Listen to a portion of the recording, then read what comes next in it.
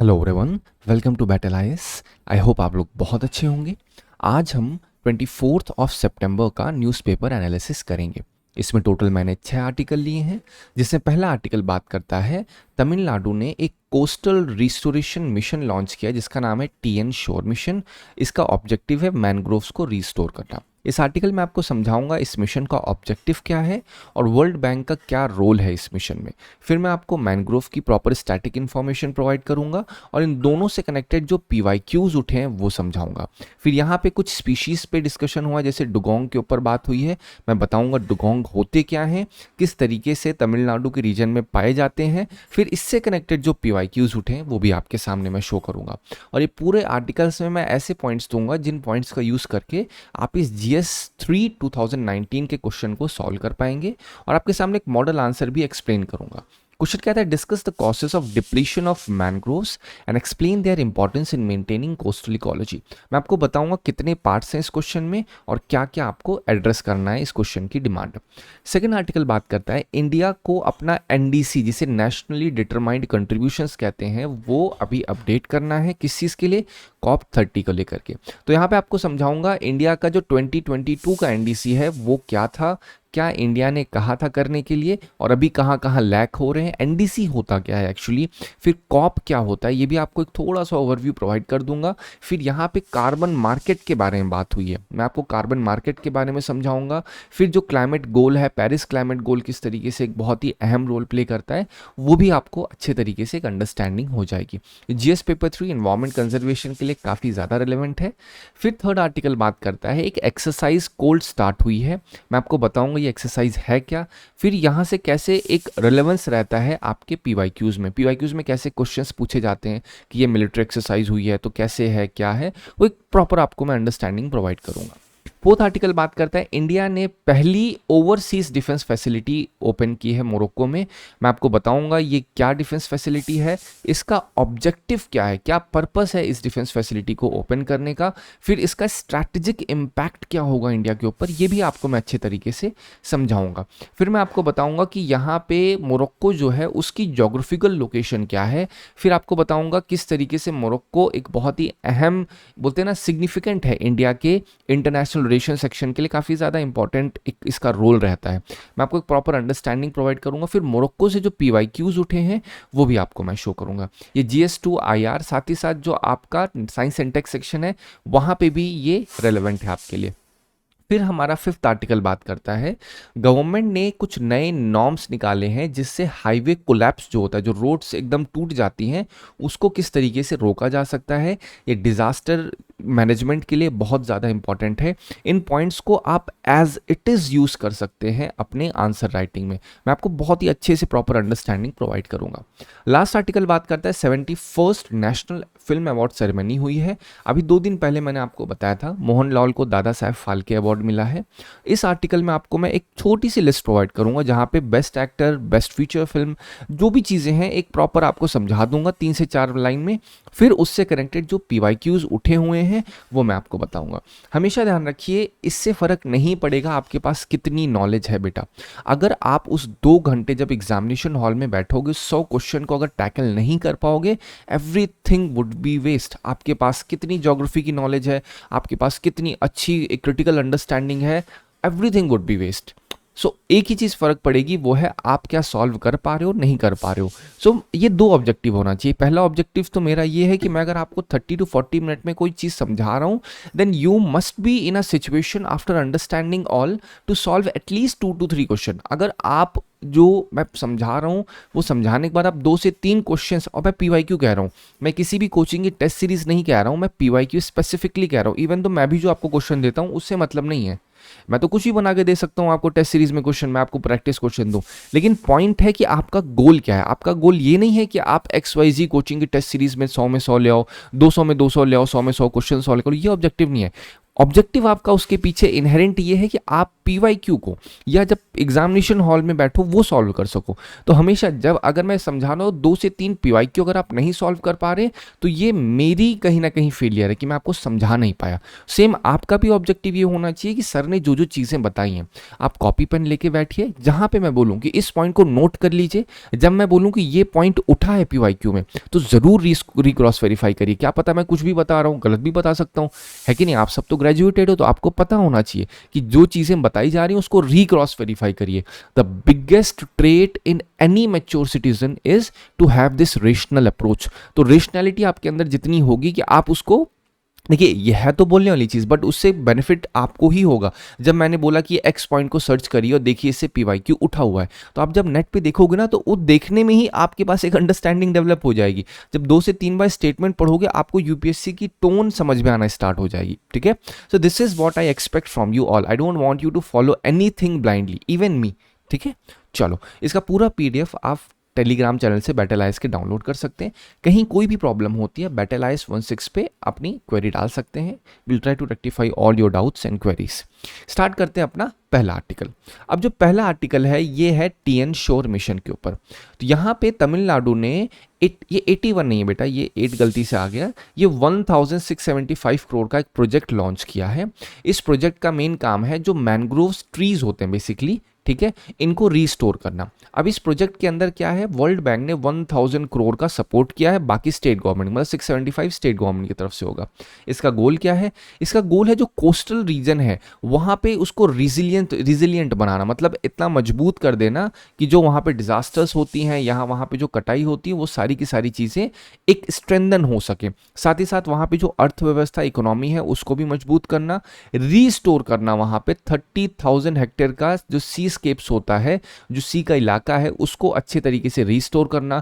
वहाँ पे जो टर्टल्स होते हैं उनको कंजर्व करना। डुगोंग, देखिए ये यहाँ पे बात हुआ है।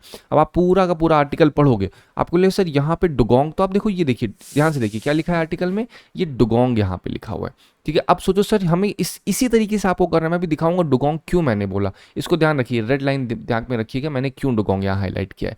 फिर फोकस क्या है, 1000 हेक्टेयर का रिस्टोरेशन करना मैनग्रोव्स का।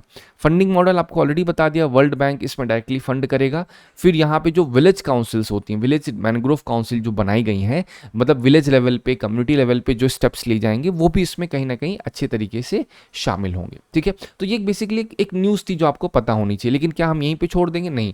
क्वेश्चन बोल सकते हैं TN श्योर मिशन का ऑब्जेक्टिव क्या है, ऐसे बोल सकते हैं, consider the following statement with respect to TN shore mission and they will give the first statement. First statement में लिख देंगे कि भैया the main purpose behind TN shore mission is to conserve let's say redwood trees, ऐसे ही लिख देंगे तो गलत हो जाएगा वो, क्योंकि वो भी कहीं ना कहीं रेडवुड कहाँ पे, तमिलनाडु और आंध्र के रीजन में तो आपको दिखेगा जो रेड सैंडर्स या वो सारी चीज़ें देखते हो, तो गलत हो जाएगा। स्टेटमेंट जनरली वो ऐसे ही देते हैं। तो TN श्योर मिशन का जो पर्टिकुलर मेन ऑब्जेक्टिव है वो रीस्टोर करना, किसको, जो मैनग्रोव का होता है, ठीक है। चलो, अब यहाँ पे अगर आप थोड़ा ध्यान देंगे, इस उतना वो नहीं करना आपको, ये 26 जुलाई का आर्टिकल है जहाँ पे मैंने आपको बताया था मैनग्रोव्स के ऊपर बहुत ही डिटेल। ये थोड़ा सा कट रहा होगा बट उस पर ध्यान मत दीजिए, मेन पार्ट ये है, ये सारी चीज़ें हैं, ठीक है। अब ये GS पेपर 3 इन्वायरमेंट कंजर्वेशन के लिए रेलेवेंट था। जो मैनग्रोव्स का इतना कंजर्वेशन चल रहा है उस पर एक इंसान को ट्रिब्यूट जाता है, वो है MS स्वामीनाथन, ठीक है। ये आर्टिकल 26 जुलाई का, सोच लो, लेकिन आज मैं उसको कनेक्ट कर रहा हूँ आपके लिए। इनका मेन ऑब्जेक्टिव क्या था, इन्होंने लाइफ लॉन्ग एडवोकेसी की थी किस तरीके से एनवायरमेंटली सस्टेनेबल एग्रीकल्चर बनाया जा सके। इन्होंने मैनग्रोव को एज बायोशील्ड बताया, ठीक है। इन्होंने कहा कि भैया बायोशील्ड मतलब क्या होता है, ऐसी चीज़ जो आपकी ऑर्गेनिक हो, और शील्ड मतलब क्या है, रुकावट कर सके। तो जो मैनग्रोव्स होते हैं वो ट्री होते हैं, बेसिकली पेड़ होते हैं, और जो आपकी कोस्टल रीजन्स होते हैं, मान लो ये आपका इंडिया मैप है, ठीक है, मान लेते हैं ये इंडिया का मैप है, ये कोस्टल रीजन है। अब यहाँ पे अगर ये ट्रीज होंगे तो इनकी जड़ें बहुत ही मजबूत होती हैं।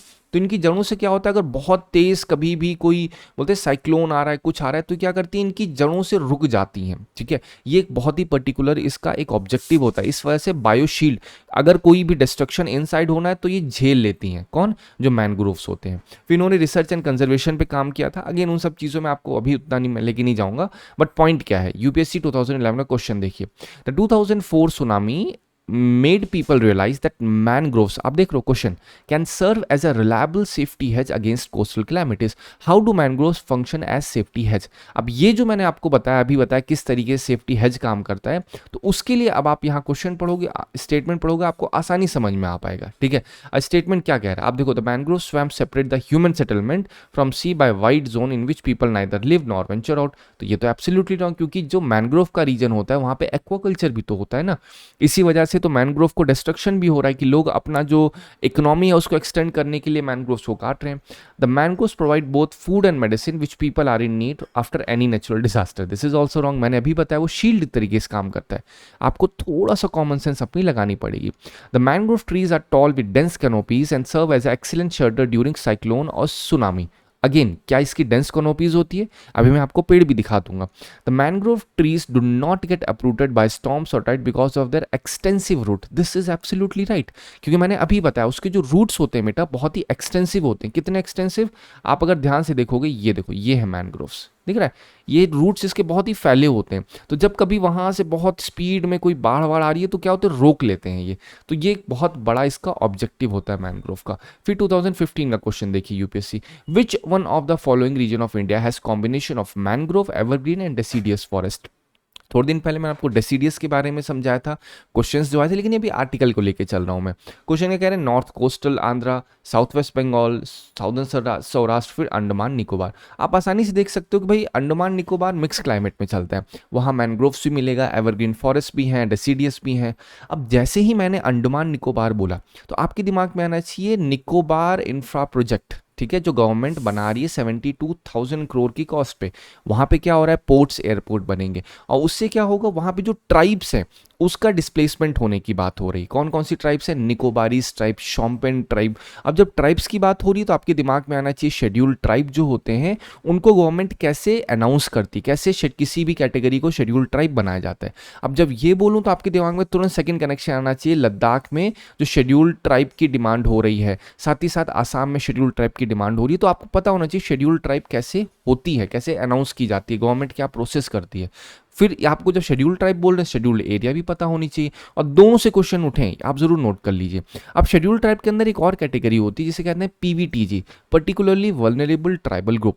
ये देभर कमीशन की रिकमेंडेशन पे बनाई गई थी। मतलब शेड्यूल्ड ट्राइब एक सुनने में आपको लगेगा सर ये ऐसी पॉपुलेशन है जो कि बहुत ही वल्नरेबल है, इनकी जो टेक है बहुत ही ओल्ड है, इनकी पॉपुलेशन डिक्लाइन हो रही है, लेकिन पीवीटीजी इसी का सब ग्रुप होता है शेड्यूल्ड ट्राइब का, मतलब ये उनसे भी ज्यादा वीक होते हैं। पीवीटीजीज के लिए जो स्कीम थी जनमन स्कीम, ये भी आपको बताया था, इससे कनेक्टेड पीवाईक्यू भी उठा हुआ है, तो एक अच्छी खासी इंफॉर्मेशन बता दी थी। 75 टोटल आपके क्या है, पीवीटीजीज हैं, 18 स्टेट्स और 1 यूटी में फैले हैं। ये एग्जैक्टली आप सिंपल इतना लिखो मेरे कहने पे, पीवीटीजी पीवाईक्यू, और जो मैंने अभी इन्फो दिया आपको एग्जैक्ट यही इन्फो दिख जाएगी, तो आपको रेलेवेंस समझ में आएगा। जो मैं बता रहा हूं मे भी आपको बोरियत लग सकती है, लेकिन बेटा वो इंपॉर्टेंट है। मैं हर एक शब्द को बहुत ही नाप तोल के आपको दे रहा हूं कि उसमें कुछ भी एक्स्ट्रा ना जाए, और जो जाए वो टू द पॉइंट रहे, क्योंकि अक्सर जनरली एक बहुत ही मिथ रहता है, everything under the sun is syllabus of UPSC. बेटा जो भी टीचर, जो भी इंसान आपको ऐसा बोले, उसको स्ट्रेट अवे कुछ गलत मत बोलना, क्योंकि it is not your point. आप सिंपली कभी भी उसकी कही हुई बात पे थोड़ा सा रेशनैलिटी रखना दिमाग में, बिकॉज ये पूरी तरीके से गलत है। ये ऐसा नहीं कि जो भी सन के नीचे सब सिलेबस है यूपीएससी का, ये वही कहता है जो पानी में नहीं उतर, इसे पता ही नहीं है पीवाईक्यू कैसे काम करते हैं। लेकिन अगर आप पीवाईक्यू को देखोगे, अगर आप एक ब्रॉडर लेवल पे देखोगे, तो यूपीएससी का सिलेबस बहुत ही कैलकुलेटेड रहता है, बहुत ही आप उसको प्रोबेबिलिटी पे रख सकते हो, प्रिडिक्ट कर सकते हो कहीं ना कहीं। आपको अभी जैसे 2023 का क्वेश्चन बोलते हैं, सर बहुत अजीब तरीके से आया था, लेकिन मैंने अभी तक, अगर आप जो फॉलो कर रहे हैं, मैंने 2023 कितने क्वेश्चंस मैंने आर्टिकल से ही पिक करके आपको सॉल्व करवा दिए।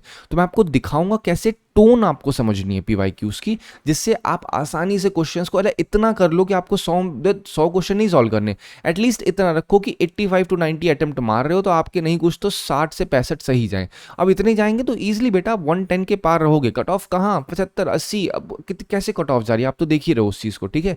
आपको ऑब्जेक्टिव क्वालिफिकेशन पे होना चाहिए। नॉलेज अभी सेकेंडरी रखो, अभी प्राइमरी ऑब्जेक्टिव रखो, भैया मुझे ये चार जो ऑप्शन दे रहे हैं ना वो सॉल्व करना है। मेंस पे बाद में आओगे, पहले तो यहीं छट जाओगे ना, इसलिए टोन को जरूर समझते हुए चलो। मैनग्रोव्स के बारे में थोड़ा समझ लो, ये मैंने फिर भी बता दिया यहाँ पे। जो मैनग्रोव्स, अब सोच के देखो, जनरली देखो जो पेड़ होते हैं उसमें पानी डालते हो, लेकिन जो मैनग्रोव्स होते हैं ये खारे पानी को टॉलरेट कर लेते हैं, मतलब सॉल्ट टॉलरेंट ट्रीज होते हैं, और एक कोस्टल रीजन में पाए जाते हैं, ऐसे रीजन में जहाँ टाइड्स बहुत होती हैं, बहुत बोलते हैं ना, एक तरीके से आप कह सकते हो बहुत वेव्स होती हैं, टाइड्स दिखती हैं, लेकिन उनको बेयर करने की इनके अंदर शक्ति होती है या पावर होती है, ऐसे समझ लो, लेमन भाषा में बता रहा हूँ। इंपॉर्टेंस क्या है, कोस्टल प्रोटेक्शन करता है, कार्बन सीक्वेस्ट्रेशन में बहुत मदद करता है। अब अगर ये जो मैनग्रोव देख रहे हो तो इनकी जो जड़ें होती है ना बेटा, बहुत ही डीपली जाती हैं, ठीक है, जो सॉइल होगा ऐसे तो पानी में तैर रहे हैं, अंदर ही जाएगी शैलो एरिया में, तो वहाँ पे ना कार्बन को बहुत ज़्यादा ये लोग एक्वायर करके रखते हैं, ये जो मैनग्रोव्स की स्पीशीज़ होती हैं। इसीलिए कहा जाता है भैया ये 4 से 5 गुना ज़्यादा कार्बन को स्टोर करते हैं। ट्रॉपिकल फॉरेस्ट को कहा जाता है भैया ट्रॉपिकल फॉरेस्ट, अमेजॉन फॉरेस्ट, वहाँ पे कितना सब कुछ कार्बन स्टोर हो रखा है, लेकिन जो आपकी मैनग्रोव्स होते हैं ना इनमें 4 से 5 गुना ज़्यादा कार्बन है। सोच लो, ये क्लाइमेट फाइट में बहुत अहम रोल प्ले करते हैं। अगर आप खुद सोच के चलो, यहाँ पे और अगर मैनग्रोव का प्लांटेशन होगा तो क्या होगा, जो कार्बन एमिशन हो रहा है उस कार्बन एमिशन को रिड्यूस करने के लिए वो सब एक्वायर कर लेंगे। मतलब सारा का सारा सिक्वेस्ट्रेशन मतलब क्या होता है, सिक्वेस्ट्रेशन मतलब कार्बन को एक जहां पे कैप्चर करके रोक देना, जिससे वो बाहर रिलीज ना हो सके। जब बाहर रिलीज ही नहीं होगी तो कहां से भैया क्लाइमेट चेंज होगा, ठीक है। चलो फिर और क्या, बायोडाइवर्सिटी हॉटस्पॉट होता है, यहाँ पे बर्ड्स, फिशेस, रेप्टाइल्स बहुत अच्छे से पाए जाते हैं। लाइवलीहुड सपोर्ट होता है, फिशिंग और हनी कलेक्शन यहाँ पे होता है। वाटर फिल्ट्रेशन भी होता है, जो आपके पॉल्यूटेंट्स होते हैं, जो कोस्टल रीजन में सेडिमेंट्स होते हैं उनको फिल्टर करने का काम करता है ये जो आपका मैनग्रोव्स होता है। अब देखिए मैंने आपको प्रीलिम्स के लिए इन्फो बताई, लेकिन ये सारी इन्फॉर्मेशन बेटा मेंस के लिए है। आपसे स्ट्रेट अभी क्वेश्चन पूछ लिया जाए, what is the significance of mangroves, अभी आप देखो क्वेश्चन भी यही पूछा गया है, जिससे आपको आइडिया लग सके अच्छे से। थ्रेट्स क्या है, deforestation, pollution, encroachment and lack of awareness, ये सारे क्या है, थ्रेट्स है मैनग्रोव के, सारे मैनग्रोव दिख रहा है। कंजर्वेशन मेजर्स में देखा जाए तो आप जैसे देखो कि मिस्ट्री एक स्कीम है, ठीक है, साथ ही साथ एफॉरेस्टेशन करना, जो प्रोटेक्टेड एरियाज हैं वहाँ पे अवेयरनेस प्रोग्राम लॉन्च करना, जिससे लोग इनकी कटाई कम करें मैनग्रोव्स की, ठीक है, ये मैनग्रोव्स है। अब एक और मैंने आपको वहाँ रेड लाइन हाईलाइट की थी, अब आप याद आ गया होगा, डुगोंग बताया था ये क्या है, ये एक मैरीन मैमल है जिसे सी काऊ भी कहते हैं। इनका हैबिटेट क्या होता है, जो शैलो कोस्टल वाटर्स होते हैं इंडियन ओशन के वहाँ पे पाए जाते हैं, इंक्लूडिंग अंडमान निकोबार आइलैंड। तो अंडमान निकोबार आइलैंड है तो तमिलनाडु का जो कोस्टल एरिया वहाँ पर भी डुगोंग पाए जाते हैं। इनकी डाइट जनरली हर्बीवोरस होते हैं, ये आपको ऑन टॉप पता होना चाहिए, इसको लिख लो, डुगोंग हर्बीवोरस मैमल होते हैं। ध्यान रखिए, यहाँ पे मैं आपको मैमल इसलिए बोल रहा हूँ क्योंकि ये लाइव बर्थ देते हैं, मतलब जो यंग वंस इनके बच्चे पैदा होते हैं अंडे के माध्यम से नहीं होते। मैमल्स मतलब क्या होता है, मतलब वो यंग वंस को बर्थ देंगे, और इनकी डाइट सी ग्रास होती है, समुद्र में पाए जाने वाली ग्रास होती है। कंजर्वेशन स्टेटस देखा जाए वल्नरेबल है। फिर WPA एक्ट 1972 में इसे शेड्यूल 1 में रखा गया है, और वाइल्ड लाइफ प्रोटेक्शन एक्ट 1972 का शेड्यूल 1 में किसी भी अगर स्पीशीज को रखा जाएगा देन इट मीन्स कि उसका ना ही कैप्चर किया जा सकता है, ना ही उसकी हंटिंग कर सकती है। गवर्नमेंट बहुत ही स्ट्रिक्ट मेजर्स लगाती है। इसके लिए थ्रेट्स क्या है, हैबिटेट लॉस, फिशिंग नेट्स और कोस्टल डेवलपमेंट। अब आप कनेक्ट कर सकते हो, TN श्योर मिशन में ऑब्जेक्टिव डुगोंग को भी डाला गया है, टर्टल्स को भी डाला गया है। अब मैंने डुगोंग समझाया तो कोई ना कोई तो कारण हो गई। तो UPSC 2019 का क्वेश्चन देखिए, consider the following statement, some species of turtles are herbivorous, yes obviously they can be, ठीक है। क्या पूरी की पूरी दुनिया में टर्टल की एक भी स्पीशीज में कोई ऐसा नहीं होगा जो हर्बीवोरस होगा? क्या आपको एग्जैक्ट इन्फॉर्मेशन चाहिए? नहीं। Some species of fish are herbivorous, some species fish, ये देखो यहाँ फिश लिखा हुआ है, some species of marine mammals are herbivorous. अब ये मैरीन मैमल के बारे में कहा जा रहा है, तो मैमल में तो आप ये भी सोचो व्हेल भी है, ठीक है, लेकिन यहाँ पे जो मैरीन मैमल है इन्होंने डुगोंग ना लिख के क्या लिख दिया, मैरीन मैमल लिख दिया, right. Some species of snakes are viviparous, तो यहाँ पे सारे के सारे ही सही हैं, क्योंकि हो सकते हैं, पॉसिबिलिटी है। अगर कभी कोई स्पीशीज के रेफरेंस में कोई चीज़ पूछे possibility can be.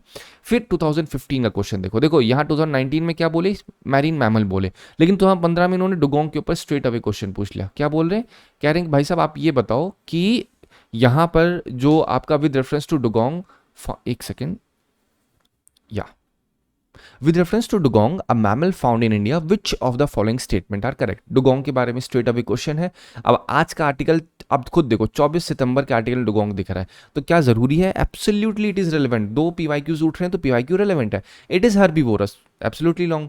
Right. It is found along entire coast of, इसलिए इसको मैंने एंटायर को हाईलाइट किया, एंटायर कोस्ट पे नहीं होता, जो शैलो एरियाज हैं तमिलनाडु अंडमान निकोबार वहाँ पे पाए जाते हैं।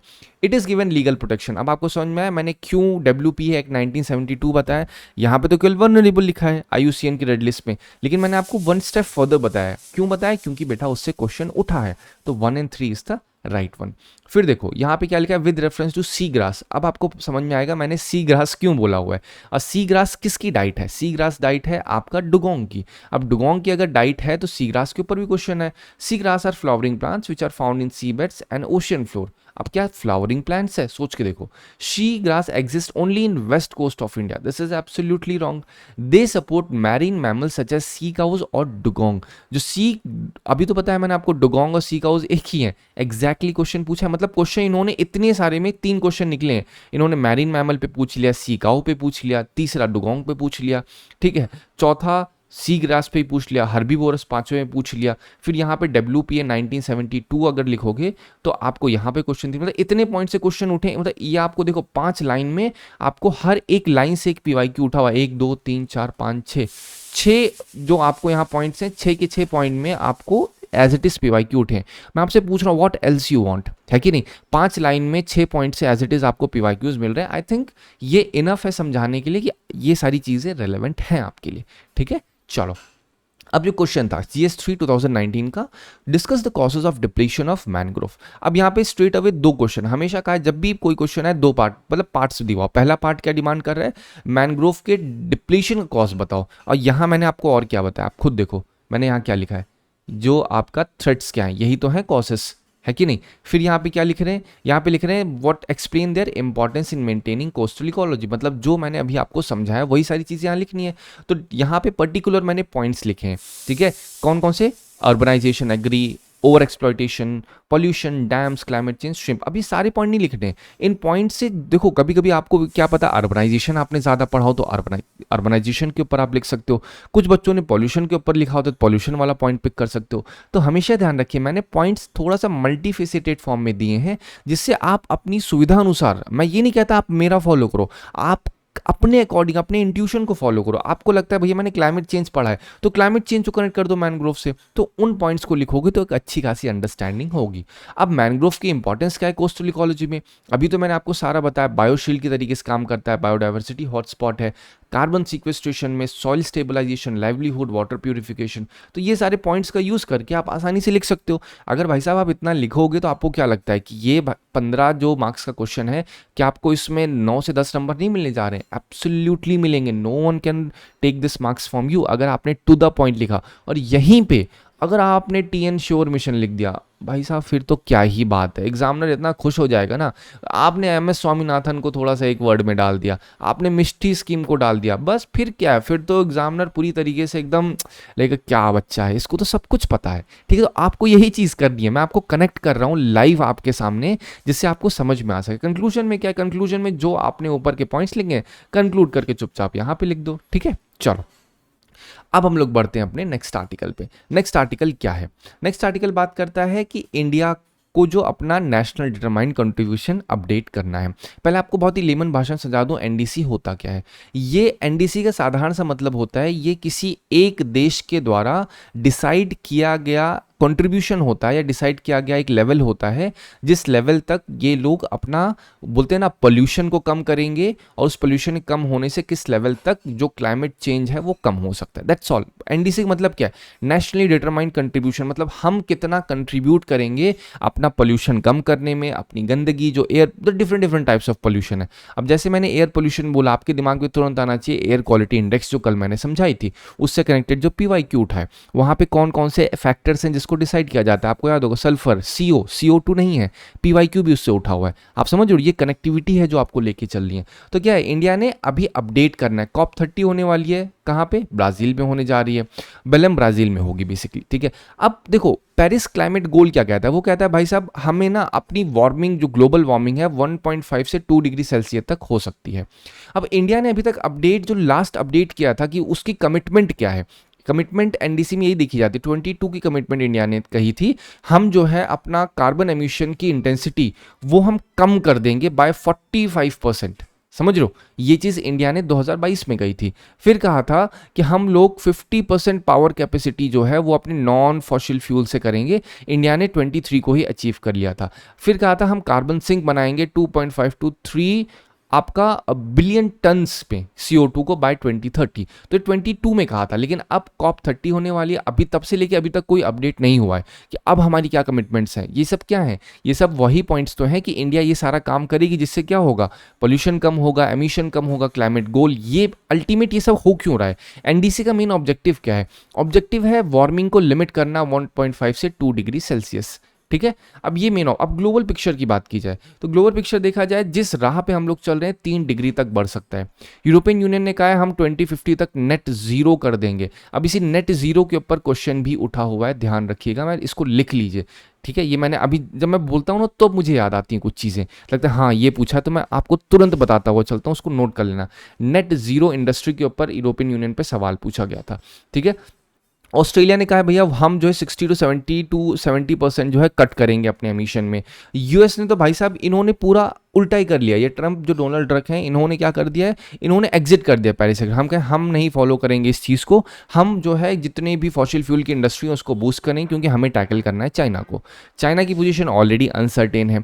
तो अब अगर कभी भी एक ग्रुप में सबसे ज़्यादा उसकी स्ट्रेंथ कैसे देखी जाती है कि उसमें हेड कौन है, तो अभी पेरिस क्लाइमेट गोल का हेड देखा जा रहा था, कहीं ना कहीं यूएसए चल रहा था, तो लग रहा था नहीं बहुत स्ट्रेंथ है, लेकिन अब यूएसए ने एग्जिट किया है, कहीं ना कहीं सिचुएशन वीक हो रही है अब इसकी। ठीक है, इंडिया ने अभी तक नवंबर में होना है लेकिन अभी एनडीसी अपडेट ही नहीं किया है, तो ये सारी चीज़ें शो कर रही हैं। लेकिन ये कुछ आर्टिकल क्या कह रहा है, आर्टिकल कह रहा है इंडिया इंक्रीज कर सकता है अपनी एनर्जी एफिशिएंसी टारगेट्स, कब तक, कब, COP30 के लिए। ठीक है, अब इंडिया का नेक्स्ट स्टेप क्या है? इंडिया के नेक्स्ट स्टेप में आपका जॉइंट क्रेडिटिंग मैकेनिज्म जो जापान के साथ किया है इंडिया ने, साथ ही साथ जो इंडिया की कार्बन मार्केट है बाय 2026 ये एमिशन ट्रेडिंग के लिए कंप्लीटली रेडी हो जाएगी।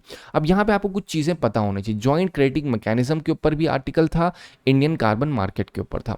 मैं विद इन 1 मिनट आपको एक आइडिया दे देता हूँ। ठीक है, मान लो एक एक्स इंडस्ट्री है, एक वाई इंडस्ट्री है, या मान लो एक आप हो एक मैं हूँ, आपकी एक इंडस्ट्री है जो लेट्स से गवर्नमेंट ने कहा है कि भाई साहब 20 किलो, बहुत ही लेमन भाषा में बता रहा हूँ, 20 किलो कार्बन एमिशन आप कर सकते हो। तो आप जो हो आपने क्या कर दिया, आपने 25 किलो कार्बन एमिशन कर दिया। गवर्नमेंट ने कहा अगर किसी ने 20 के ऊपर किया तो उसको एक्स्ट्रा जो 5 करेगा उसके मुकाबले में उसको रिड्यूस करना पड़ेगा, या तो वो क्या करे एफर्ट पेड़ लगाए, या तो कुछ ऐसा करे जिससे वो कहीं ना कहीं कम हो सके। अब मैं वाई हूँ तो मैंने क्या किया, मैंने केवल 15 kg का कार्बन एमिशन किया, तो मेरे पास 5 एक्स्ट्रा। तो गवर्नमेंट ने कहा ठीक है भैया, हम क्या करते हैं, जिस इंसान ने कम किया है कार्बन एमिशन वो इंसान उसको फायदा मिलेगा उसका। ठीक है, तो गवर्नमेंट कहीं ना कहीं मोटिवेट कर रही है हम लोगों को। तो 5 जो मैंने कम किया है, तो आपने तो 5 एक्स्ट्रा किया तो आपको तो खरीदना पड़ेगा। तो आप आओगे बोलोगे पैसा है भाई, आप ना मुझे वो जो 5 किलो एक्स्ट्रा आपने बचा हुआ है ना वो मुझे दे दो, और उस 5 के बदले ना मैं आपको ये लो 1000 रुपये दे देता हूँ। ठीक है, तो ये क्या है, ये ट्रेडिंग ही तो हो रही है कार्बन की, तो इसी को कहते हैं कार्बन मार्केट। तो कार्बन मार्केट की ट्रेडिंग हो रही है, तो जिस तरीके स्टॉक एक्सचेंज में ट्रेडिंग होती है तो एक बॉडी रेगुलेट करती है, इसका नाम क्या है, सेबी, जिसे आप लोग बोलते हो security exchange board of India. और अगर कार्बन मार्केट है तो क्या इसको सेबी रेगुलेट करेगी? नहीं, इसके लिए एक नई बॉडी बनाई जिसका नाम है नेशनल डेवलपमेंट अथॉरिटी। ठीक है, डेजिग्नेटेड अथॉरिटी बेसिकली है, मैं भी आपको उसके बारे में समझाऊंगा। तो ध्यान रखना, इंडियन कार्बन मार्केट लिए जो एक बॉडी बनाई गई है वो है आपकी एनडीए, अभी आपको और भी समझा दूंगा।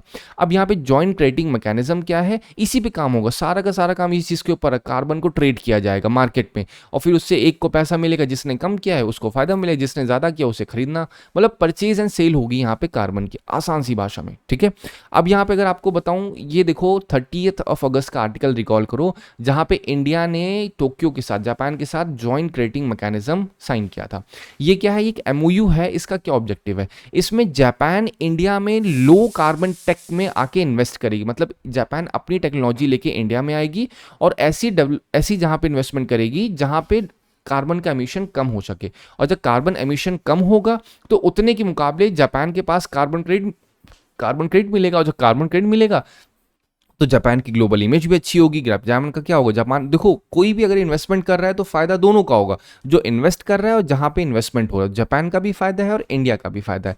इंडिया का फायदा क्या है, इन्वेस्टमेंट बढ़ेगा, टेक ट्रांसफर होगा, कैपेसिटी बिल्डिंग होगी, फिर डोमेस्टिक इकोसिस्टम भी बनेगा। अब बाहर से इंडस्ट्रीज यहाँ पे आएंगी, बस शर्तें क्या है, इंडिया अभी भी कहीं ना कहीं स्ट्रगल कर रहा है अपने जो ग्रीन टेक है उसको एस्टेब्लिश करने में। जापान में ऑलरेडी अच्छा खासा इन्वेस्टमेंट हो रखा है, उन्होंने अपनी खुद की कंट्री में बढ़िया इन्वेस्टमेंट कर रखा है। तो अब जापान कुछ ऐसे एरियाज को अपॉर्चुनिटी देख रहा है जहां पे वो लो कार्बन टेक में इन्वेस्ट कर सके जाके, ठीक है। तो ये सारी चीजें शो करती हैं जॉइंट क्रेडिटिंग मैकेनिज्म। आपको पता होना चाहिए यहाँ जॉइंट क्रेडिटिंग मैकेनिज्म का मतलब क्या है। मतलब यही है कि भैया आपका लो में आके इन्वेस्ट करेंगे। जापान ने क्यों प्रेफर किया, क्योंकि कॉस्ट एफिशिएंसी है, जापान को सस्ता पड़ रहा है, थोड़ा इम्पैक्ट ज्यादा है कि नहीं। अब आप सोच के देखो, यहाँ एक कंट्री एक्स है, एक कंट्री वाई है। एक कंट्री एक्स का बोलते हैं ना, यहाँ पे इनके पास जो लिमिट है केवल 100 इंडस्ट्री लगा सकते हैं ये लोग, ठीक है। और 100 इंडस्ट्री इन्होंने पूरी की पूरी मान लेते हैं, 90 इंडस्ट्री या 100 इंडस्ट्री मान लो, पूरी 100 की 100 इंडस्ट्री को इन्होंने लो कार्बन टेक पे कर दिया। अब ये लोग, इनका कार्बन एमिशन कितना हो रहा है, इनका कार्बन एमिशन केवल 100 किलो हो रहा है। ध्यान रखिएगा, 100 इंडस्ट्री से 100 किलो कार्बन एमिशन हो रहा है। तो अगर ये और लो टेक पे करेंगे तो क्या इससे कार्बन एमिशन कम होगा? आंसर इज नहीं, तो इनके पास तो प्रॉफिट ही नहीं हो रहा। लेकिन वहीं पे एक वाई कंट्री है, वाई कंट्री के पास भी 100 फैक्ट्रीज हैं, लेकिन इस 100 फैक्ट्रीज में से केवल और केवल 50 फैक्ट्रीज लो कार्बन वाली हैं, 50 हाई कार्बन वाली हैं। और जो आपकी 50 लो वाली हैं, इनका कार्बन एमिशन कितना हो रहा है? इनका कार्बन एमिशन हो रहा है अप्रोक्सीमेटली, चलो यहां भी मान लो आप 200 हो रहा है कार्बन एमिशन, 200 किलो हो रहा है। तो अगर ये एक्स आके वाई में इन्वेस्टमेंट करेंगे तो यहां क्या होगा, ये जो एक्स्ट्रा 50 लो आपका पूरा फॉसिल फ्यूल बेस्ड है, अगर इसमें कमी आएगी तो इससे क्या होगा, कार्बन एमिशन कम होगा। अब इन्होंने अगर 100 यूनिट 100 केजी और कम कर देंगे तो इस 100 जो केजी है इनको क्रेडिट ही तो मिलेगा इसका। तो जापान को अब ये पता है कि इंडिया में अभी बहुत फॉसिल फ्यूल बेस्ड इंडस्ट्रीज हैं, अगर हम लो टेक को वहां पे डालेंगे तो हमें ज्यादा क्रेडिट मिलेगा कंपेयर टू अगर हम किसी डेवलप कंट्री में डालेंगे जहां ऑलरेडी कार्बन मार्केट बनी हुई है, ठीक है। ये रीजन है क्यों प्रेफर कर रहा है जापान। फिर आपका ग्लोबल कोलैबोरेशन भी अच्छा खासा होगा, टेक कैपेसिटी बिल्डिंग होगी, पेरिस एग्रीमेंट में फ्लेक्सिबिलिटी कहीं ना कहीं होगी, क्रेडिट क्या होगा, अर्न होगा। जापान को क्या मिलेगा, जापान को क्रेडिट मिलेगा, क्योंकि उसने क्या किया है जापान ने लो टेक में किया है और इंडिया को क्या मिला, इंडिया को इन्वेस्टमेंट मिल गया। तो विन विन सिचुएशन दोनों के लिए है ये। फिर यहाँ पे इंटरनेशनल कार्बन क्रेडिट ट्रेडिंग वाला फॉर्मेटिक होता है जो मैंने आपको ऑलरेडी समझाया। यहाँ पे क्या है, पेरिस क्लाइमेट गोल का आर्टिकल 6.2 कहता है कि भैया जो भी कंट्री कम करेगी उसको क्रेडिट मिलेगा, जो ज़्यादा करेगी उसे क्रेडिट खरीदना पड़ेगा, ठीक है। इंडिया का एनडीसी गोल क्या है, आपको ऑलरेडी बता दिया, 2022 का गोल ये मैंने पहले ही समझा दिया। अब अगर आपको मैं इंप्लीमेंटेशन की ओवरसाइट बताऊं, नेशनल डेजिग्नेटेड अथॉरिटी, अभी बताया कि कार्बन मार्केट में जिस तरह से सेबी है स्टॉक मार्केट में, वैसे आपकी एनडीए बनाई है जिसका काम क्या है, अप्रूव करना, इवेल्युएट करना उन प्रोजेक्ट्स को जिससे कार्बन एमिशन का रिडक्शन हो सके, ठीक है। ये पूरा पॉइंट है। अब मैं इतना सब कुछ बता रहा हूँ, कोई ना कोई पॉइंट तो हो गई। अब ये भी चीज़ देख लो, ये भी आर्टिकल आया हुआ था अभी आपका आई थिंक 10 से 15 दिन पहले, लेकिन मैंने इस आर्टिकल का यहाँ पे स्नैप डाला आपके लिए क्योंकि क्लाइमेट चेंज के ऊपर बहुत क्वेश्चन उठते हैं। नेशनल डेजिग्नेटेड अथॉरिटी के बारे में आपको बताया, ये क्या है, ये एक बॉडी है, 21 मेंबर कमेटी है, किसके अंडर में आती है, मिनिस्ट्री को जरूर ध्यान रखिएगा, इन्वायरमेंट मिनिस्ट्री में आती है। फंक्शन क्या है, रिकमेंड करना एमिशन रिडक्शन ट्रेडिंग होस्ट, जिससे इवेल्युएट करना, अप्रूव करना प्रोजेक्ट्स को, जिससे अगेन वही मेन चीज हो, ऐसी यूनिट्स बने, ऐसी फैक्ट्रीज बने जिनका ऑब्जेक्टिव हो एमिशन को रिड्यूस करना। साथ ही साथ अलाइन करना उन प्रोजेक्ट्स को जो कि एनडीसी के साथ अलाइन करते हैं। एनडीसी मतलब क्या होता है, नेशनली डिटरमाइंड कंट्रीब्यूशन। अब इतनी सारी चीजें मैंने बताई हैं, ठीक है। अब आप ये भी एक बार पढ़ लोगे आपको अच्छी तरीके से समझ में आ जाएगा। इंडिया का एनडीसी टारगेट देखो, मैं 2 से 3 बार लिख रहा हूं, अगर कोई ना कोई ऑब्जेक्टिव तो होगा ही, अगर मैं इतनी बार लिख रहा हूं, ठीक है। तो अभी ऑब्जेक्टिव समझिए क्या ऑब्जेक्टिव है। 2016 का क्वेश्चन देखिए, इंटेंडेड नेशनल डिटरमाइंड कंट्रीब्यूशन के ऊपर सवाल है। आप एक बार पढ़ोगे आपको आसानी समझ में आ जाएगा। B option is right, plan of action outline by countries of the world to combat climate change, यही तो है। आप बाकी 3 पढ़ो, आपको समझ में आएगा नहीं वो गलत है। फिर कार्बन मार्केट के बारे में आपको ऑलरेडी समझा दिया। मैं नोट्स बस इसलिए प्रोवाइड करता हूँ आपको, जिससे जब आप पढ़ो ना घर पे तो आपको आइडिया लग सके, हाँ सर ने ये बातें बताई थी। यहाँ पे क्या होता है, सिस्टम होता है बाइंग एंड सेलिंग। अब बाइंग एंड सेलिंग के लिए रेगुलेशन कौन करेगा, एनडीए करेगा। एनडीए क्या है, नेशनल डेजिग्नेटेड अथॉरिटी है। कौन सी मिनिस्ट्री में आती है, मिनिस्ट्री ऑफ एनवायरमेंट में आती है। दैट्स ऑल, खत्म, ठीक है। चलो फिर 23 का क्वेश्चन देखिए, क्या कह रहा है, स्टेटमेंट 1-2 है, carbon market are likely to be one of the most wide spread tool in fight against climate change. इतनी देर तो मैंने यही समझाया ना, absolutely right. Carbon market transfer resources from private sector to state, is this right?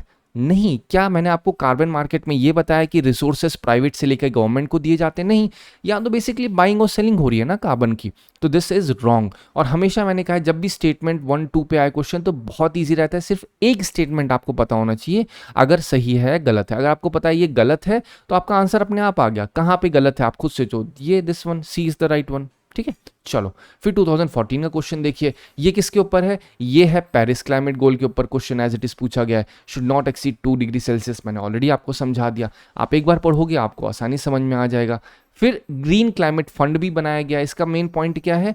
इसका point ये होता है कि भैया जो आपकी कंट्रीज हैं, जो डेवलपिंग कंट्रीज़ हैं, जो कि बहुत सफ़र करती हैं, जब डेवलप कंट्रीज़ बहुत सारा एमिशन करती हैं उनको बहुत ज़्यादा प्रॉब्लम होती है, तो एक फ़ंड बनाया गया कि अब उन डेवलपिंग कंट्रीज़ में ऐसी टेक आ सके, ऐसा तरीका हो सके जिससे वो अपना एमिशन कम कर सकें कहीं ना कहीं। ठीक है, ये ग्रीन क्लाइमेट फंड कब आया था? COP16। जिस तरह से आज COP30 हो रही है उसी तरीके से COP16 थी। कॉप का मतलब क्या होता है? कॉन्फ्रेंस ऑफ पार्टीज, मतलब यहाँ कंट्रीज आके कॉन्फ्रेंस करेंगी। कैनकम मैक्सिको में हुआ था, एक इंटरनेशनल क्लाइमेट फाइनेंस कमिटमेंट के अंडर में। ठीक है, एक फंड बनाया गया बेसिकली। ठीक, चलो अब 2015 का क्वेश्चन देखो, ग्रीन क्लाइमेट फंड के ऊपर पूछा गया है। एग्जैक्टली देखिए, it is founded under aegis of UNEP, OECD, Asian development bank. अभी तो बताया भैया ये क्या है, ये UNFCCC के अंडर में फाइंड हुआ था, ना कि एशियन डेवलपमेंट और ये आपका OECD के अंडर। UNFCCC क्या है? यूनाइटेड नेशन, फिर कन्वेंशन फॉर क्लाइमेट चेंज, यही तो सिंपल सा मतलब है। United nation forum for climate change का एक जो मेन ऑब्जेक्टिव होता है वो कॉप ही तो हो रहा है। ये जो COP30 हो रही है ये क्या है? ये UNFCCC ही तो करा रही है कॉप, और कौन करा रहे है कि नहीं? तो UNFCCC ने ग्रीन क्लाइमेट फंड को कहीं ना कहीं एस्टेब्लिश किया था, यहाँ पे गलत हो गया। अब अगर आप ध्यान से देखोगे, it is intended to assist developing countries, this is absolutely right, because I have already given you this point over here which states that the main objective of green climate fund is to support developing countries in climate change mitigation and adaptation. So you can easily pinpoint one is the right one, right? 2015 का question आप देखिए, 5 से 6 question मिला चुका हूं। 2016 का question देखिए, again ये किस पे पूछा गया है? पेरिस क्लाइमेट गोल के ऊपर पूछा गया है, राइट? आप एक बार इसको पढ़ोगे आपको आसानी समझ में आ जाएगा। Agreement was signed by all member countries, नहीं, अभी तो यूएसए ने एग्जिट मारा है तो सभी कंट्रीज ने नहीं इसको साइन किया है। ठीक है, अब ये क्या है? The agreement limits green house gas emission, this is right, क्योंकि 2 degree Celsius to 1.5 degree Celsius limit करने की बात की गई है। मैं word by word in detail पढ़ने का ना पढ़ने का रीज़न ये है कि आप एक बार खुद से पढ़ो, इसको पॉज करो, पढ़ो तो आपको एक अच्छा खासा आइडिया लग जाएगा। फिर कह रहे हैं डेवलप कंट्रीज की एक हिस्टोरिकल रिस्पॉन्सिबिलिटी बनाई गई कि अब उन्हें 1000 बिलियन पर ईयर देना पड़ेगा।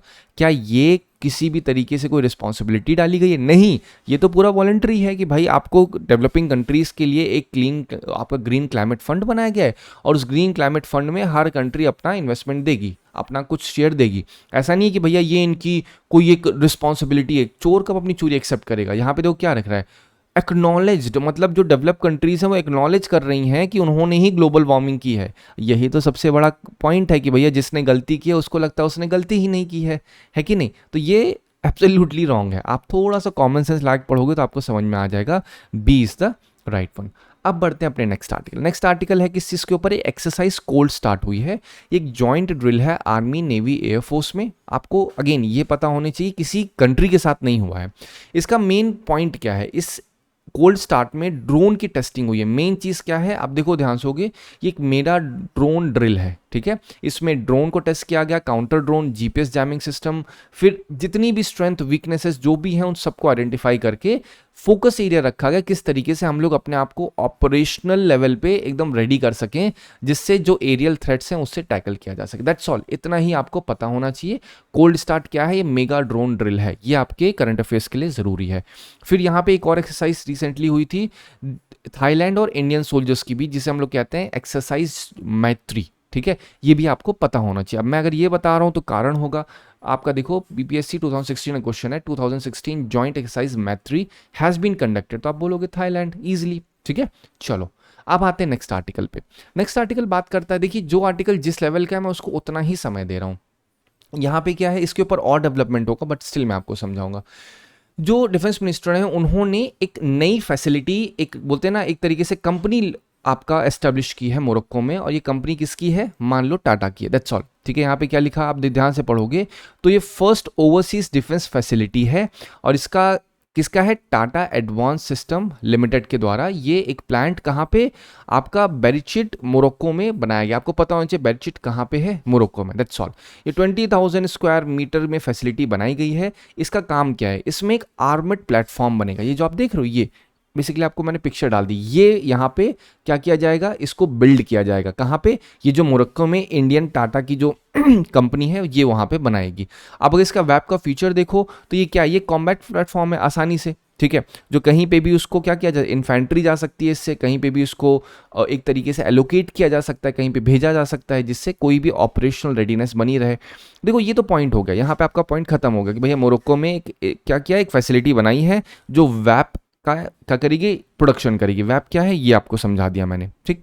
अब स्ट्रैटेजिक इंपॉर्टेंस भी पता होनी चाहिए। ये इंडिया के आत्मनिर्भर भारत का हिस्सा है।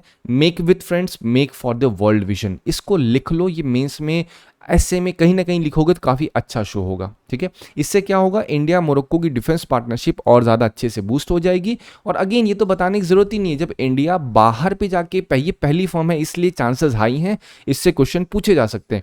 स्टेटमेंट में आपसे बोल सकते हैं कि India's first overseas defence facility was launched in, अब यहाँ मोरक्को ना लिख के वो लोग लिख देंगे, लेट्स से बोल देंगे साउथ अफ्रीका, ठीक है, या लिख देंगे वो डेमोक्रेटिक रिपब्लिक ऑफ कॉन्गो, या फिर मालदीव लिख सकते हैं, ठीक है। मालदीव में भी एक डिफेंस फैसिलिटी नहीं ओपन किया है, मालदीव में इंडिया ने वहाँ का जो डिफेंस ऑफिस है वो बनवाया, तो लिख सकते हैं मालदीव। तो आपको लिख सर मालदीव है, मोरक्को है, क्या हो सकता है? तो इस वजह से इस चीज़ से बचने के लिए आपको पर्टिकुलर मोरक्को पता होना चाहिए। और टू एंश्योर ये आपको पता रहे, मैं आपको वो और भी चीज़ें समझाऊंगा। इसका पहले समझ लो स्ट्रैटेजिक बेनिफिट क्या है, ये सारे मेंस के लिए हैं। पहली चीज़ तो स्ट्रैटेजिक बेनिफिट ये है, डिफेंस डिप्लोमेसी है। इंडिया की और मोरक्को की टाइज बहुत स्ट्रांग हो जाएगी। एक्सपोर्ट हब बन जाएगा, ठीक है। एक्सपोर्ट हब कैसे? जो मोरक्को की लोकेशन है वो गेटवे है टू अफ्रीका। अगर देखो मोरक्को कहाँ पे, ये है मोरक्को, है ना, यहाँ पे क्या है? ये एक गेटवे है अफ्रीका और यूरोप के बीच का। तो इससे क्या होगा? इंडिया का डिफेंस एक्सपोर्ट और एक्सपैंड करेगा। जो राइवल्स हैं उनको कहीं ना कहीं क्या होगा? इंडिया की प्रेजेंस वहाँ पे दिखेगी नॉर्थ अफ्रीका में। तो चाइना का जो बेल्ट एंड रोड इनिशिएटिव है, जो टर्की की इन्फ्लुएंस ग्रो हो रही है, वो कहीं ना कहीं टैकल होगी। एनर्जी और मैरीटाइम सिक्योरिटी इंश्योर होगी। आत्मनिर्भर भारत आपको ऑलरेडी बता दिया। जॉब क्रिएशन और टेक शोकेस भी होगा। तो इससे कहीं ना कहीं क्या होगा? इंडिया का एक ओवरऑल जो ऑब्जेक्टिव है कि आत्मनिर्भर बनाना, साथ ही साथ अपने डिफेंस कोलैबोरेशन को इतना मजबूत करना कि वो एकदम बोलते हैं ना मानसून की बरसात की तरह ना हो कि आज हो कल खत्म हो गया, वो लॉन्ग टर्म पे सस्टेन करे, ये रहे मेन चीज, ठीक है।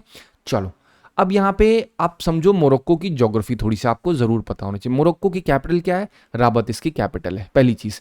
फिर आपको इसकी बॉर्डरिंग कंट्री पता होनी चाहिए। बॉर्डरिंग कंट्री अगर आप ध्यान से देखोगे तो यहाँ पे क्या दिख रहा है? एक तो अल्जीरिया दिख रहा है, और दूसरा देखो वेस्टर्न सहारा है। अगर आप ध्यान से देखोगे तो जो मॉरिटानिया है ये इधर नहीं जा रही है, इसलिए लिखा गया नॉर्थ वेस्टर्न अफ्रीका में है। आपका अटलांटिक ओशन और मेडिटेरियन सी शेयर बॉर्डर करता है अल्जीरिया और वेस्टर्न सहारा से। कैपिटल क्या है? रबत है, और लार्जेस्ट सिटी इसकी कैसाब्लैंका कही जाती है। अगर मैं यहाँ की थोड़ी सी टोपोग्राफी की बात करूँ, यहाँ पे एटलस माउंटेन्स होते हैं, सेंट्रल और सदर्न रीजन में पाए जाते हैं एटलस माउंटेन, और ये सहारा डेजर्ट का हिस्सा है, ये भी आपको पता होना चाहिए, ठीक। क्लाइमेट क्या है? मेडिटेरियन क्लाइमेट होता है। अगेन स्ट्रैटेजिक पोजीशन जरूर पता होनी चाहिए आपको कि ये जो आपका स्ट्रेट स्पेन और जो मोरक्को के बीच में एक स्ट्रेट है, इसका नाम क्या है? Straight of Gibraltar. ये जरूर से जरूर दिमाग में रखना आप, स्पेन और मोरक्को के बीच में है। ये क्या करता है? अटलांटिक ओशन और मेडिटेरियन सी को क्या करता है? जोड़ता है। स्ट्रेट का मतलब क्या होता है? स्ट्रेट का मतलब एक सकरा सा रास्ता जहां पे दो बड़ी वाटर बॉडी कनेक्ट होती है। मतलब ये रास्ता है, ये ओशन ए है, ये ओशन बी है। एशियन ए और बी कनेक्ट करने के रास्ते को स्ट्रेट बोलेंगे। इसलिए आपको स्ट्रेट ऑफ हॉर्मुज मैंने बताया था, स्ट्रेट बबल एल मंदब स्ट्रेट बताया था, है कि नहीं। फिर आपको मैंने वहाँ पे जब मैं आपको प्रॉपर तरीके से समझा रहा था अंडमान निकोबार में, तो वहाँ भी आपको मैंने समझाया था बहुत इन डिटेल में। बट आपको स्ट्रेट का मतलब पता होना चाहिए क्या होता है ये, ठीक है।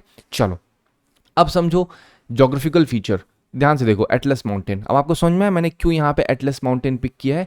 Because of this. मैं जो कुछ भी पिक कर रहा हूँ वो रीजन है उसके पीछे, ठीक है। अब क्या लिखा है? नॉर्थ वेस्टर्न अफ्रीका में। दिस इज एब्सोल्युटली, इन्होंने मोरक्को नहीं लिखा। ये अगर ध्यान से देखोगे अफ्रीका में नॉर्थ वेस्टर्न पार्ट ही तो है। नॉर्थ वेस्टर्न पार्ट क्या होता है? ये आप देखोगे ध्यान से तो ये नॉर्थ वेस्टर्न है, ये नॉर्थ है, ये आपका क्या हो गया, ये आपका ईस्ट हो गया, नॉर्थ ईस्ट हो गया, ये क्या हो गया, वेस्ट हो गया। तो ऐसे ही तो चलता है, तो नॉर्थ वेस्टर्न पार्ट में मोरक्को है, दिस इज एब्सोल्युटली राइट। बाकी आपको देखने की जरूरत ही नहीं है। अबाइसन प्लेट्यू देखोगे अरेबिया में है क्या, आपको ये सर्च करना है, आपको खुद से करना है ये है कहाँ पे। नेक्स्ट बार पूछे जा सकता है कि अबाइसन प्लेट्यू कहाँ पे है, ग्यूनिया हाईलैंड कहाँ पे, तो इससे आपको एक प्रॉपर अंडरस्टैंडिंग बिल्ड हो जाएगी। अब एक चीज़ देखो, साहेल रीजन काफ़ी सुनने में आता है, क्या साहेल रीजन का हिस्सा है, देखोगे ध्यान से तो ये आपका क्या है, ये मोरक्को है, ठीक है। तो साहिल रीजन का हिस्सा नहीं है, इसीलिए मैंने लिखा is it part of Sahil reason. अब साहिल रीजन है क्या, साहिल रीजन जितना ऑरेंज ऑरेंज देख रहे हो ना, ये साहिल रीजन कहा जाता है। अब इसको साहिल क्यों कहते हैं, क्योंकि यहाँ पे सहारा है, यहाँ पे ग्रासलैंड है। तो सहारा जो जो आपका साहिल रीजन एक ट्रांजिशन जोन है, एक डिवाइडिंग जोन कहा जाता है ग्रीनरी और सूखे के बीच का, ठीक है। इसलिए इसको ये कंट्रीज जो आती हैं इनको साहिल कंट्रीज कही जाती हैं। 10 कंट्रीज हैं टोटल जो आपको पता होनी चाहिए। और इससे कनेक्टेड देखो 24 में क्वेश्चन है, there is instability and worsening security situation in Sahel region. आपको पता होगा सूडान में कैसे क्राइसिस चल रही हैं। फिर यहाँ पे आपको मैंने ट्राइब्स के ऊपर बताया, नॉर्थ कीवू इतरू के ऊपर बताया था, ठीक है। फिर जितनी भी कंट्रीज यहाँ पे क्या होता है, कूप दिखता है आपको। फिर यहीं पे जो डिफरेंट डिफरेंट कैंप्स हैं, जैसे ददाब कैंप आपने बताओगे, बीडी कैंप मैंने आपको समझाया था, जमजम कैंप के बारे में बताया, सूडान की यहाँ पे आपको बताया, सूडान को लेके बताया था, खार्तूम कैपिटल। फिर यहाँ पे नील रिवर के बारे में बताया था। देखो अगर आप कंसिस्टेंटली फॉलो कर रहे हैं तो आपको कहीं ना कहीं पता होगा मैं क्या बोलना चाह रहा हूँ, ठीक है। चलो बट अभी आप ये समझो कि क्या मोरक्को साहिल रीजन का हिस्सा है, नहीं है, दैट्स ऑल, ठीक है। क्वेश्चन देखो 24 का क्वेश्चन आया हुआ है, ये सही है। There have been military take overs coup several countries of Sahel region. अब सेवरल कंट्रीज साहेल रीजन मतलब 10 कंट्रीज हैं, क्या इतनी जहाँ पे कभी हुआ नहीं है। अभी आप लोग देखो बुर्किना फासो में, वो जो आप देखते हो ना बहुत रील्स वगैरह में, एक बंदा चलता है बंदूक लगा करके, लगता है नहीं भाई ये तो बहुत लीडर हैं, वो सब क्या है, वो मिलिट्री टेक ओवर्स ही तो हैं। तो a is the right one, because one जो कह रहा है उसका एक्सप्लेनेशन 2 दे रहा है कि वर्सनिंग सिक्योरिटी सिचुएशन तो है, लेकिन क्यों है, क्योंकि मिलिट्री टेक ओवर्स हो रहे हैं यहाँ पे, ठीक है। चलो अब आते हैं हम लोग अपने नेक्स्ट आर्टिकल पे। ये बात करता है सेंटर ने कुछ नॉर्म्स इशू किए हैं। जनरली जो हिली एरियाज होती हैं, पहाड़ों इलाकों में जो सड़कें होती हैं, आप देखोगे अचानक सड़कें पूरी टूट जाती हैं, ठीक है। तो गवर्नमेंट ने उसके लिए क्या किया, टूटने के कारण क्या होता है, क्लाउड बर्स्ट होती है, फ्लडिंग होती है हिमाचल में।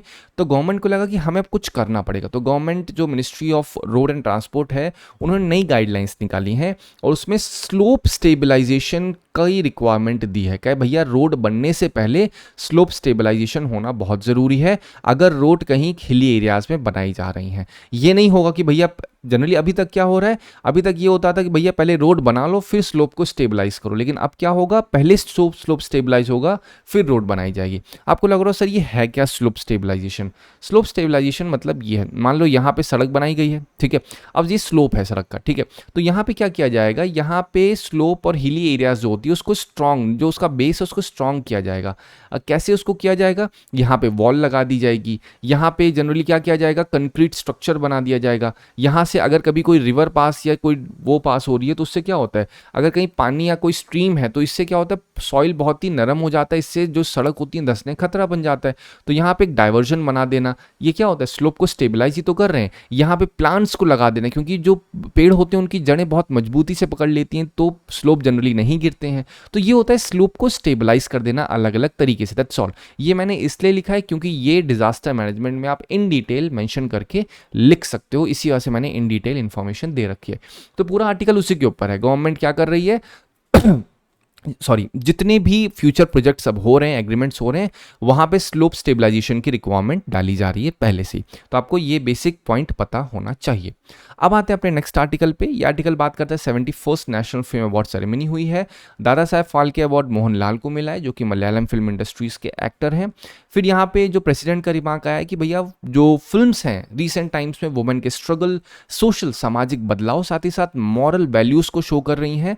साथ ही साथ बताया सिनेमा किस तरीके से अवेयरनेस को अमंग स्पेशली यूथ में काफ़ी ज़्यादा इम्प्रोवाइज कर रहा है। अगेन ये सारी एक जर्नल चीज़ है जो आप यूज़ कर सकते हो, मेंस में चाहो ऐसे में डाल सकते हो, कोई सोशल टॉपिक के ऊपर ऐसे है, या फिर अपने अगर कोई भी टॉपिक आ रहा है in regards to GS paper 2 में कोई टॉपिक है या जीएस पेपर 1 में कोई चीज़ है, वहाँ पे इन पॉइंट्स को यूज़ कर सकते हो।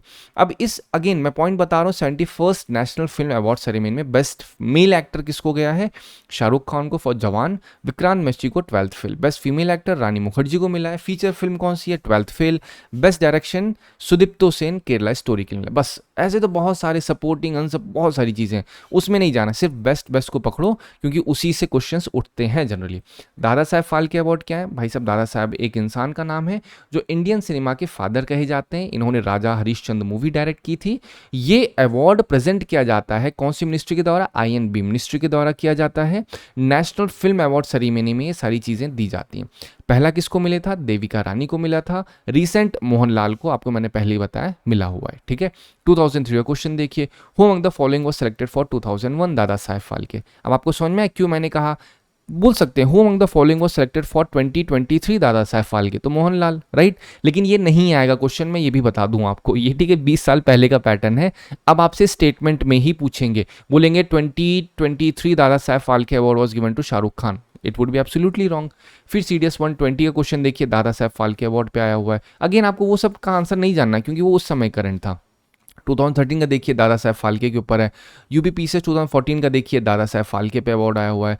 फिर आपको नेशनल फिल्म अवार्ड और इंटरनेशनल फिल्म फेस्टिवल में अगर आप समझोगे तो जो नेशनल फिल्म अवार्ड है ये इंडियन फिल्म्स के लिए दिया जाता है, और जो international film festival of India होता है यहाँ पे इंटरनेशनल सिनेमा को भी इंक्लूड किया जाता है, और दोनों सेम मिनिस्ट्री ही करती हैं। एक बार पढ़ लोगे आइडिया लग जाएगा। बस आपका जो IFFI है इंटरनेशनल फिल्म फेस्टिवल, यहाँ पे गोल्डन पीकॉक और सिल्वर पीकॉक अवार्ड दिया जाता है, ये आप अपने दिमाग में रखना। ठीक है, UPSC 2012 का क्वेश्चन देखिए, 59th film fair award, film award, तो इस बार क्या हो रहा है? इस बार ध्यान से देखोगे तो ये आपका हो रहा है 71st हो रहा है।